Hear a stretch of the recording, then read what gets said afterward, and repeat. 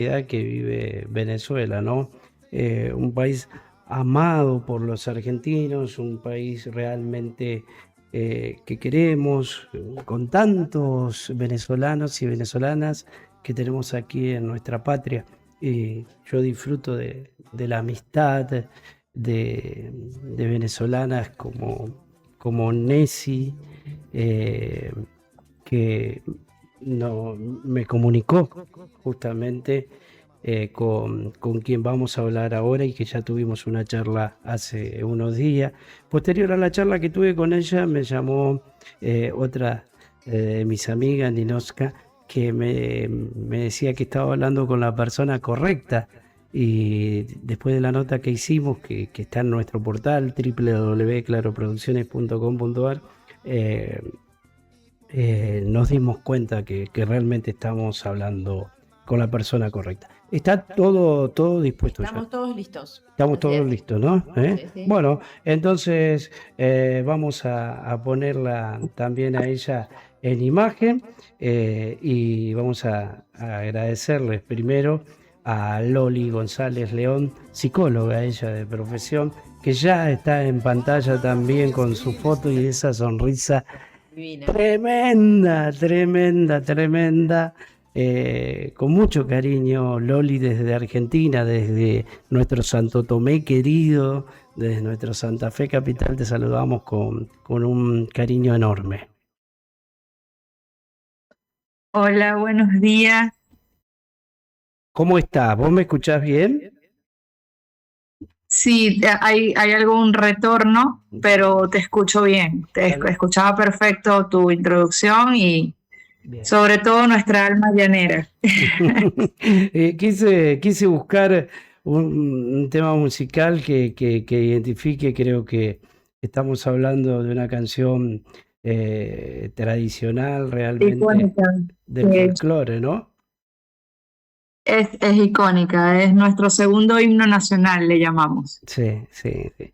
Vos sabés que uno no sabe cómo ayudarlos más allá de lo que se puede hacer institucionalmente de país a país. La verdad que uno se predipone a tener esta charla contigo y, y no se encuentran las palabras porque tampoco se entiende lo que sucedió.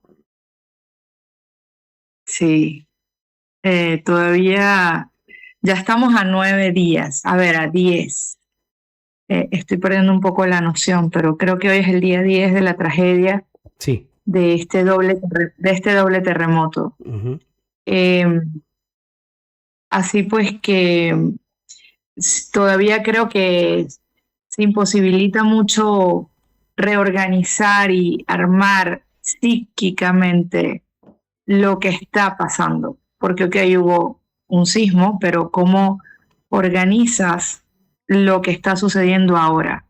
Y volví a escuchar nuestra primera entrevista para refrescar un poco, creo que ese día todavía yo estaba un poco más en el estado de shock. Consternado. Y tú hablabas, sí, tú hablabas de la tragedia después de la tragedia y yo creo que es eso, pues, lo que está pasando ahora.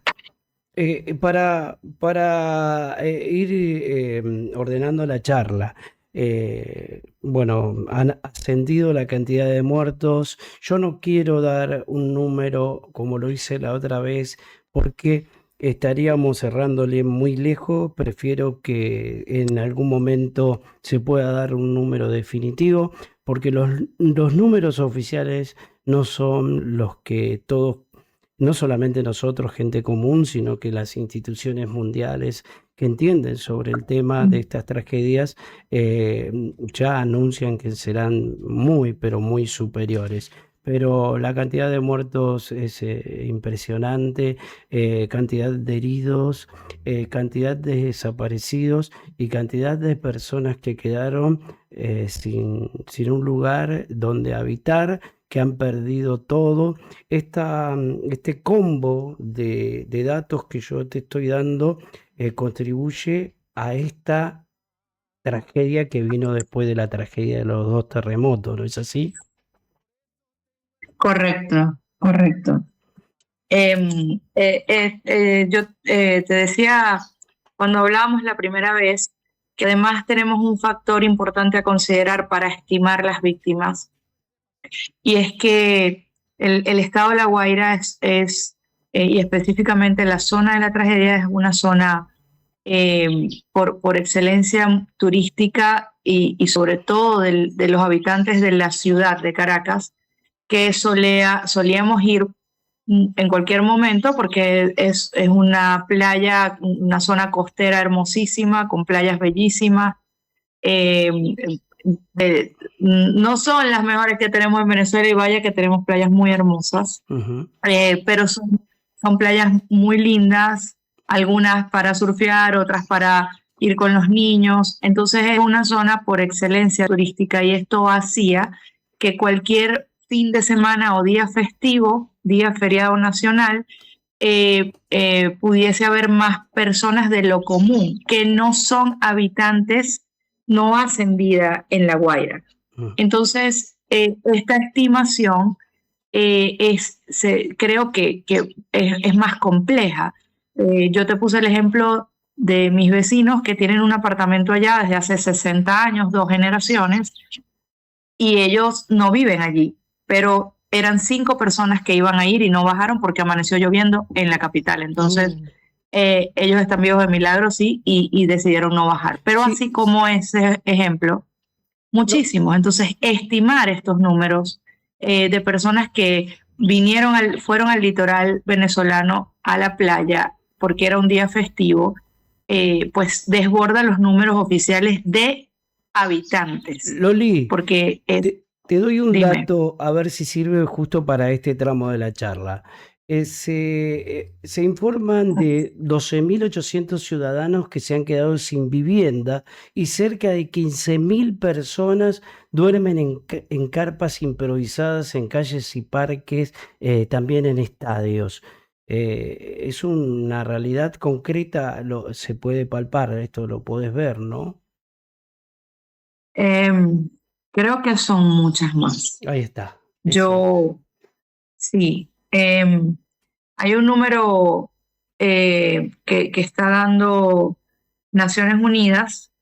De hecho, lo busqué en el portal oficial, que estima unas 26.000 personas damnificadas.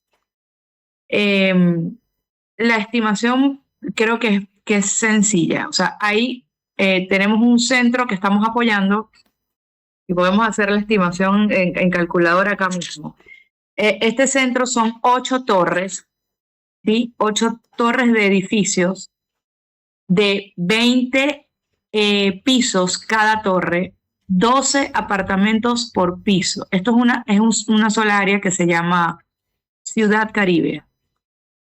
Entonces, cuando tú estimas 20 torres por los 12 pisos, que eso hace un total de 240 apartamentos, y luego eso lo pones por 12, que son los apartamentos, que estas sí eran viviendas, estamos hablando de 2.800 apartamentos. Tremendo. ¿Sí? Sí, sí, sí. Si tú estimas, y todas estas personas están damnificadas, todas, están fuera de los edificios, porque aunque no se cayeron, porque no estaban a la orilla de la playa, sino en una zona bajando antes del primer túnel que tomas para ir a La Guaira, todas estas personas están fuera de sus apartamentos. Si tú estimas por un número bajo estas 2.800 personas por 3, te da 8.600 personas en Ciudad Caribe. ¿Qué sería Ciudad Caribe? Están censadas hoy 300 niños, porque estoy apoyando justo a los niños de ahí. Son 300 niños. Loli, ¿qué sería Ciudad Caribe? ¿Dónde sería? Ciudad Caribia. Ciudad Caribia es, si tienes allí cómo colocarlo en internet, es un complejo habitacional de estos que hizo el Estado, donde cuando la vaguada de Vargas, construyeron esos edificios dentro de lo que es cerca del Parque Nacional El Ávila, y bueno, es un terreno gigante. Es un complejo. Dice que, aquí estoy. Es un Dice que tiene complejo de 10.000 viviendas. habitantes, ¿viste? Sí. Según los Tal datos cual. oficiales que estoy viendo en internet, hay 10.000 personas solo allí. Eso es un pueblo, es Claro, es una población. sería imposible que se den los números oficiales que se difunden ya a esta altura. Claro, por Porque eso cuando me dices aparte, 13.000, Loli, aparte, no, oficialmente, yo estoy también con estos datos que en oficialmente colapsaron 189 edificios de gran magnitud no. y 180 estaban situados en La Guaira, dice. 5 en Caracas y 3 en Chacao, 1 en Tucacas. No. La cifra de Caracas es correcta. Es correcto. Sí, Ajá. y pasé por los edificios, sí. En Tucacas ahora hay 3, porque ¿qué pasa? Quizás esa cifra es del día 1, solo que después de las réplicas hay edificios que han colapsado, Claro. posterior al doble terremoto, que evacuaron las personas, por eso no ha habido más almas perdidas, porque ciertamente la gente sí la mandaron a salir de los edificios por ejemplo, hubo 3 que colapsaron al tercer día con una de las réplicas, ¿me entiendes? Sí, sí.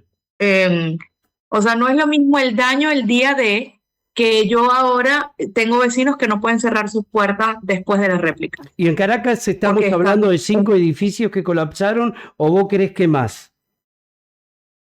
No, sí creo que son 5. Bien, bien. Sí, es correcto Caracas. Bien. Es medible más fácilmente, he pasado por allí, sí. O sea, creo que son 5.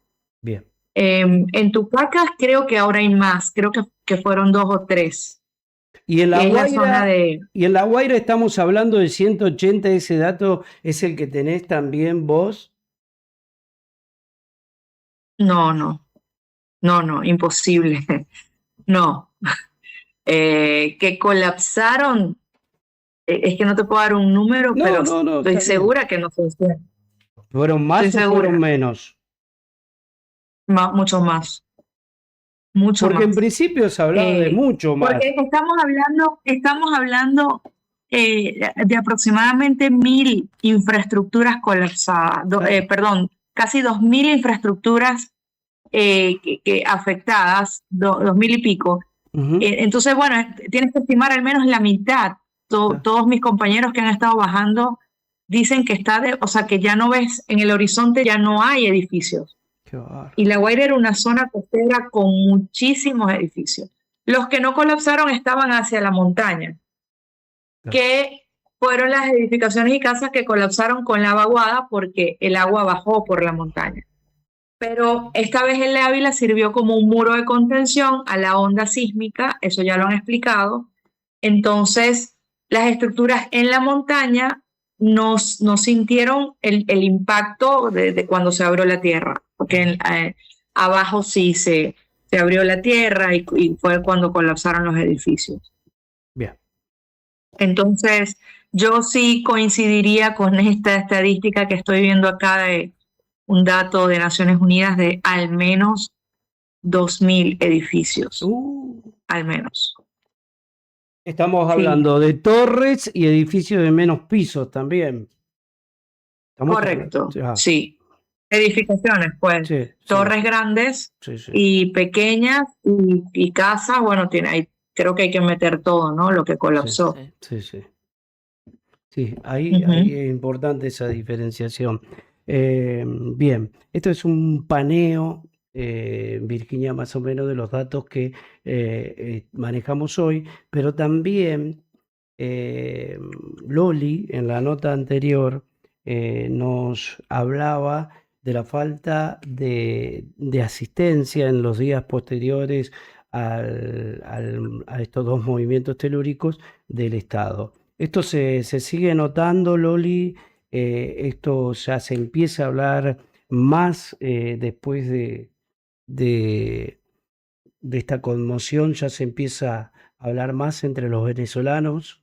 ¿Cómo es actualmente, por estos días, cómo interpreta el pueblo venezolano la actuación de quienes a quienes les correspondía ayudarlos. Bueno, esto me haces esta entrevista en un momento coyuntural que está mezclando la tragedia con política y es terrible lo que está pasando. Porque ahora pues han salido los actores de gobierno a decir pues que sí estaban allí y sabemos que no es así desde el primer día. Sabemos que hubo una inacción, te la comenté. Sí, sí. Ellos comenzaron, a ver, escúchame, Clarito. La presidenta encargada, 7 días después, declaró luto nacional. Eso es visible, no es algo que yo te estoy diciendo por decir. Está documentado, fue en cadena nacional. 7 días después, al primer día, ya habían fallecido más de 2.000 personas. Y tú 7 días después apareces y dices, bueno, entonces ahora luto nacional. El estado de conmoción, digamos así, de emergencia nacional, se declaró 3 días después, si mal no recuerdo. Bueno, porque hubo es como que hubo una inacción total en los primeros 3 días. Este balance está haciendo algo muy triste en nuestra población, sobre todo los que están en La Guaira. Hay mucha rabia, Clarito, mucha rabia. Porque si a 8 días, ayer estábamos rescatando personas bajo los escombros, porque la ayuda recién está llegando a ciertos sitios, la maquinaria, porque no hay suficiente maquinaria, imagínate lo que hubiese sido posible en las primeras 24 horas. O en las primeras 48, hablemoslo así. No nos vayamos tanto a las primeras horas. Pero si la acción hubiese sido mayor de los referentes del Estado, pues obviamente, colocando que tenemos 8 hospitales en Caracas que sufrieron y que deben cerrar sus puertas, y entre 16 a 20 centros hospitalarios en La Guaira que no están operativos y se tuvieron que trasladar los heridos a la Gran Caracas. Entonces, la operatividad del colapso de las estructuras hospitalarias y centros de salud tampoco contribuyó a la atención inmediata de muchas víctimas. Y conocer el traslado, porque no hay suficientes unidades. Todas las empresas privadas se abocaron a prestar sus unidades de atención. Los centros clínicos privados están atendiendo a las víctimas de manera gratuita. Tienes los ejemplos icónicos de los rescates de los últimos días de El Salvador, sí. México y Argentina, que han trasladado víctimas a centros privados y los mismos gobiernos han dicho, nosotros cubrimos, pagamos los gastos, ¿no? Sí. Entonces, la inacción está en este momento generando mucha rabia en la población, porque hay una falta de liderazgo que es evidente. A ver, hay un liderazgo, pero es un liderazgo que es rechazado. Entonces, y me parece, Loli, un liderazgo, por lo que he podido ver, muy autoritario también. Ese liderazgo está formado de forma autoritaria. Me parece que no tiene la posibilidad de comprender lo que está sufriendo el pueblo venezolano. No sé, es lo que yo puedo percibir. Hay una historia detrás de esa historia. Ciertamente venimos de una dictadura moderna que mucha gente ya sabe, lo conoce, lo ha hablado. Y bueno, esto es los restos de lo que queda desde que se llevaron a Nicolás Maduro, ¿no? Estas personas están formadas no para obedecer, sino para que se hagan las cosas y se tomen acciones a partir de la imposición. Y han querido imponer inclusive barreras para que la gente no siguiera bajando a La Guaira. Ellos decían que por porque no se formara desorden, y eran motos y carros que bajaban con ayuda, con maquinaria, con taladros, con, ¿cómo se llama esto? Esmeriles, que de hecho yo hice compra de algunas de esas máquinas, de esos aparatos, porque se estaban descubriendo vidas hace 2 días, personas con vida. Claro. Entonces trancaron el paso a La Guaira, y algo que se viralizó, y es importante decir esto, los ciudadanos quitaron a los guardias de la vía y quitaron los conos de seguridad que habían puesto para interponerse en el tráfico, y no les importó nada, y les dijeron cualquier cantidad de cosas y bajaron, o sea, abrieron el paso de manera arbitraria a la autoridad, que ya para este pueblo no es autoridad. Entonces eso es una lectura muy importante a nivel social que hay que darle a esto, que ya no... entonces ves a las autoridades venezolanas y a los mismos guardias nacionales y respetando las víctimas, haciendo robos dentro de las infraestructuras colapsadas, llevándose cosas. Y esto, por eso se ha viralizado tanto este tema, que aquí el Estado no bajó a ayudar, porque además no tienen cómo hacerlo. O sea, no hay las herramientas. Por eso no puedo culpar al soldado, o sea, culpo al Estado, porque no hay la forma de responder a la tragedia. O sea, cuando tú ves los rescates, los mismos rescatistas de otros países que vinieron armados con cascos, maquinaria especializada, sondas para alimentar a las personas bajo los escombros, para darles agua, máquinas de cámaras que entran por los huecos donde están las víctimas. O sea, una cosa increíble, que aquí no hay nada de eso. Eso hay que decirlo. Y hay que ser responsable. O sea, yo como presidenta encargada no te puedes parar ayer a una rueda de prensa y decir, nuestros hombres han trabajado. Es mentira. ¿Han apoyado? Sí, han apoyado. Pero no tenía ni el conocimiento ni la tecnología. Correcto, y las herramientas también. Claro. Los privados y los voluntarios estamos comprando las herramientas, los cables de extensión para conectar los esmeriles desde las plantas eléctricas. O sea, a ver, escúchame. El gobierno no ha, a 10 días de esta tragedia, colocado un sistema de emergencia para cubrir la demanda eléctrica de las máquinas, por ejemplo. Podría decirse que hay una continuación de la tragedia, básicamente, claro, porque por eso hablábamos con ella. Porque esta inacción del gobierno solamente perpetúa la tragedia, continúa la tragedia. Es correcto. Y continúa, y es que lo estamos viendo. O sea, hoy están rescatando una familia, 3 personas, y ojalá, y pido a Dios que sigan con vida, ya las localizaron, de zonas donde no había llegado el rescate. Todavía hay personas vivas, que es una cosa que tú dices, wow, qué prueba tan fuerte, porque todo el mundo habla de que es imposible que el cuerpo humano resista tantos días sin agua, sin alimento. Parece que hay unas personas en un sótano que se descubrieron ayer tarde, y parece que en ese sótano está como saliendo agua potable de una tubería que se rompió, y se está asumiendo que la vida se prolongó allí porque esas personas que estaban en ese sótano, porque hay agua, ¿sí? ¿Eso dónde es, Loli? ¿En Caracas o en La Guaira?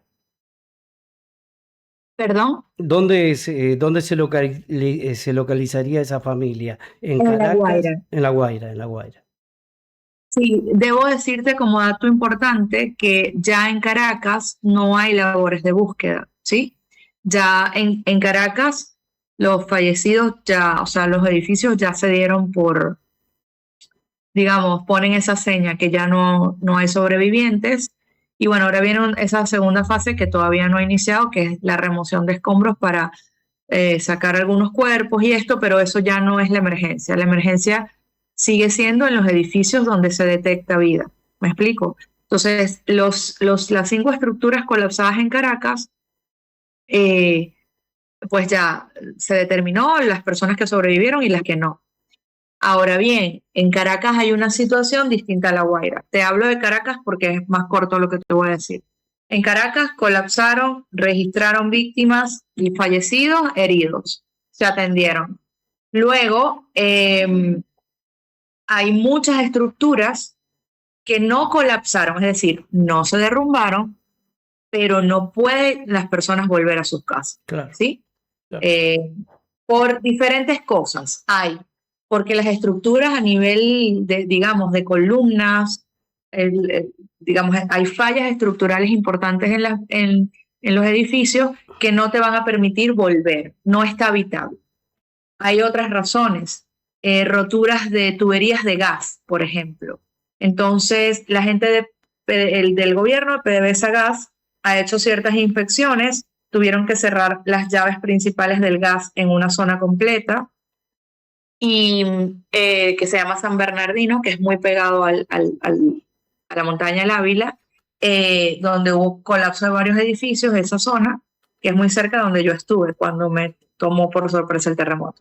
Entonces, en esas zonas tengo amigos que no han podido volver a sus hogares por diferentes razones, o colapso, o prohibición porque la estructura está afectada, o prohibición porque hay fugas de gas y ya han habido varias explosiones que se han causado luego del terremoto en algunos apartamentos, y también por la falta de agua, ¿ok? Que si bien para nosotros en Venezuela es una realidad que no hay agua y electricidad, bueno, pues muchos días sin los servicios es fuerte. Entonces, estos damnificados de la ciudad de Caracas, no de La Guaira, para separar las dos cosas, están en los parques principales, un parque muy grande que es un pulmón vegetal en Caracas que se llama Parque del Este, le llamamos Parque Generalísimo Francisco de Miranda, y allí hay muchísimas familias. En el Parque del Oeste también, que es donde se registró lamentablemente un abuso sexual de una niña recientemente. Sí, bueno, porque lamentablemente, bueno, ahí volvemos a lo que es el control del Estado. Como no hay control, no hay seguridad. Alguien decía en estos días, es muy fácil, tú puedes colocarle a cada persona del albergue, de los que están damnificados, un brazalete de estos que, sabes, que te ponen en los conciertos, quizás, y identificas las personas que son de allí. Pero es que no ha habido registro. Empezaron a hacer registros de censos de esos lugares después de que hubo este abuso sexual a una niña de 5 años. Entonces, estamos hablando de un parque de 64 hectáreas. Sí, ¿no? Loli, para ir más o menos dándole un formato a la nota, no sacarte mucho tiempo, yo le voy a dar la palabra a mi compañera aquí, Virginia, y después yo me voy a quedar con una pregunta que va a ser más que nada reflexiva y de las posibilidades del pueblo venezolano en los próximos tiempos. Pero Virgi, te escucha Loli. Me quería preguntarte sobre cómo veías el estado de ánimo de la población, ¿no? Porque siempre hablamos o escuchamos hablar en las noticias sobre, bueno, los números, los problemas de infraestructura, heridos, desaparecidos y demás, pero me imagino que todo esto trae una secuela emocional, digamos, que una vez superado el shock inicial debe traer consecuencias que se deben notar cada vez más. Pero bueno, viendo que nos mostrás un panorama de un gobierno que está totalmente ausente, un Estado totalmente ausente, imagino que no es buena la perspectiva a esto que me comentás de decir, bueno, ahora hay que remover todos esos escombros y hay que arrancar de nuevo de cero. Sí, fíjate, mencionas algo bien importante y bueno, que es mi área ahí. Digamos que sobrevivir a sismos ya es una sobrecarga importante del sistema nervioso central. Y bueno, eso tiene unas secuelas físicas y mentales, ¿no? Insomnio, hipervigilancia, episodios de ansiedad, este síndrome que llaman de sismo fantasma, que todo el tiempo estás pensando que está temblando y que va a volver a ocurrir, y eso pues perdura y va a estar en la población general muchísimo tiempo, semanas, ¿no? Estábamos, mi pareja, mi hijo y yo sentados comiendo después de venir de llevar unos insumos a un refugio, y la mesa, no me acuerdo si fue Rafael que la pateó o algo así, y el niño, está temblando, o sea, Mi vida. obviamente, o sea, la hipervigilancia está a la orden del día. Y ves a la gente que está comiendo tranquila, a ese sitio que fuimos, y de repente ves a alguien que baja la escalera, hace como el amague de que baja la escalera y se devuelve, porque pensó que había temblado, ¿no? Eso está ocurriendo. Pero además hay, bueno, el insomnio a la orden del día con quien hables. Y algo interesante, esto está ocurriendo con los venezolanos de la diáspora. O sea, anoche me escribió un exalumno y me decía, no he podido dormir bien desde el terremoto. O sea, entonces tenemos que incluir a que esta tragedia no solo abarca a los que, a nivel emocional, ¿sí? Me refiero, no solo abarca a quienes estamos acá, sino que también abarca a los que están fuera, que muchísimas ciudades del mundo donde la diáspora está recogiendo insumos y haciendo colectas y accionando en función de la tragedia del país. Entonces, sí, lo que refieres es así.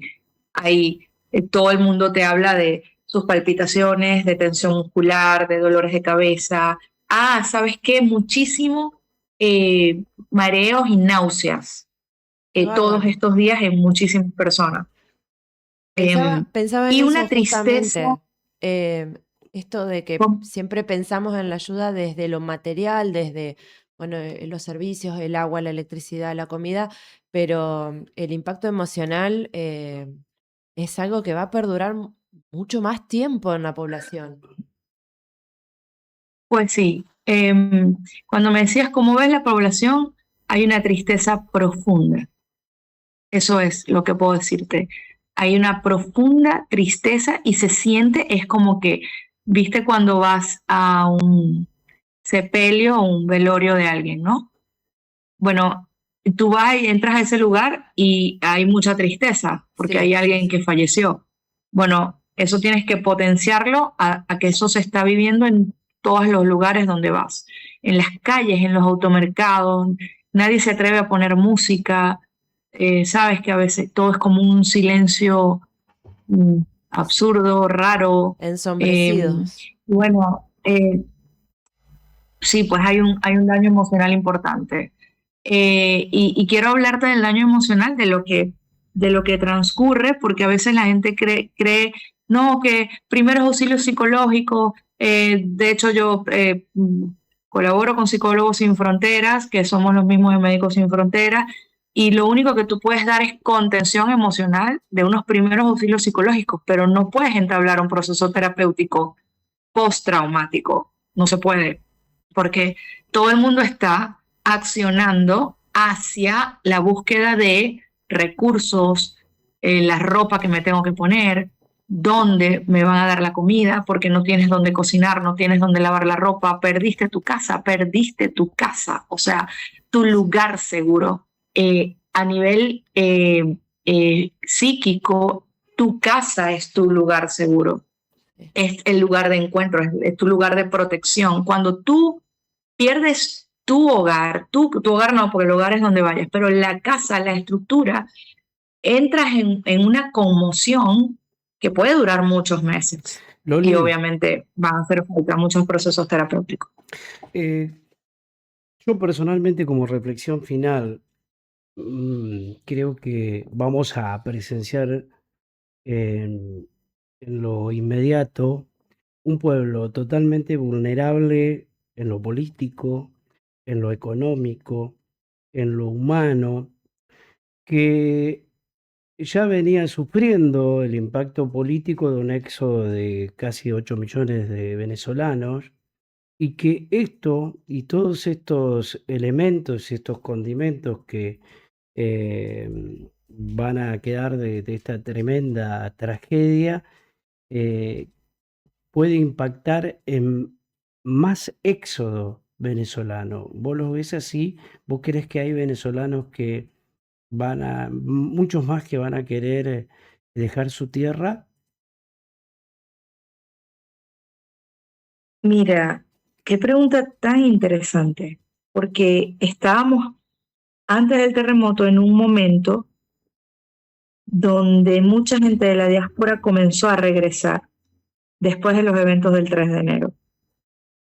Comenzamos a creer en la reconstrucción de Venezuela y muchas personas han retornado. Tengo unos vecinos que se retornaron hace 3 semanas antes del terremoto. Entonces, había muchos compatriotas volviendo al país creyendo en una líder que tenemos y creyendo que es posible levantarnos. Ahora esto, está difícil tu pregunta. Yo realmente pienso que hemos soportado muchas cosas. Esto es muy duro lo que estamos viviendo. Tu pregunta me volteó. Debo decirte que esto es muy duro, pero los venezolanos somos muy resilientes, somos un pueblo de fe, un pueblo católico de fe, y más bien he escuchado a la gente que dice, vamos para adelante y de esto vamos a salir. ¿Crees que una de las salidas, quizás lleve un tiempo, pero una de las salidas posible es la democracia? Totalmente. Careto, tenemos un país que tiene todo, que ha sido por 30 años subutilizado, mal utilizado, pero es un país que tiene todo. Fuimos potencia latinoamericana hace 60 años atrás. Yo no veo por qué no pueda volver a ser. Y lo veo cercano, porque los recursos están allí. ¿Sí me explico? No es lo mismo cuando no tienes los recursos a cuando los tienes. Y claro, aquí entra la preocupación de la incertidumbre de cómo vamos a recuperar la democracia, que estábamos como en ese momento justo de la recuperación de nuestra democracia a través de un liderazgo representativo de más del 95% del país. Y estábamos en esa, que inclusive hablando ya en ese momento de un cronograma electoral para volver a elecciones, aunque ya habíamos elegido un presidente que nos irrespetaron todo eso, y bueno, ya saben ustedes la historia, pero comenzábamos ya a darle forma a este cambio y comenzaron a verse cambios importantes. Porque aparte, y pues ahora ustedes habían comenzado a fortalecer la libertad y la independencia venezolana, porque a mí me da mucha bronca. Voy a hacer una pequeña reflexión. No soy quien, pero la necesito hacer. Que Estados Unidos haya dispuesto de 150 millones de dólares para esta catástrofe, cuando se cree que hay miles y miles de millones de dólares en los cuales está interesado que provengan de Venezuela a Estados Unidos.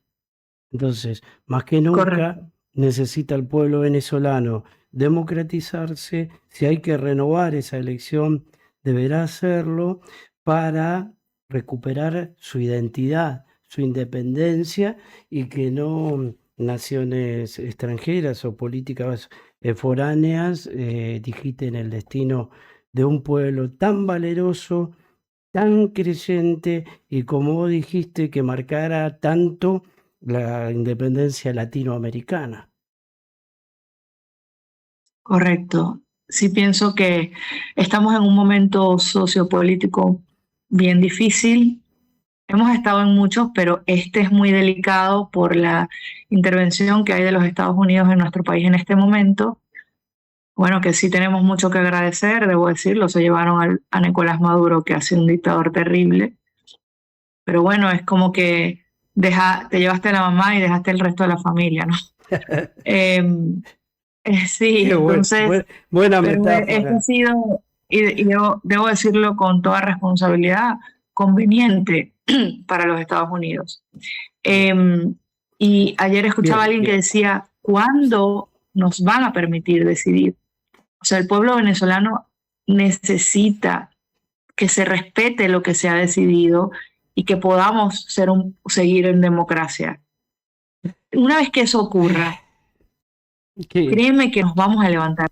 Quería dejar, iba a decir que charla, ¿no? Que quizás no es el momento, pero personalmente creo que sí debe subyacer esta charla en la intimidad del pueblo venezolano.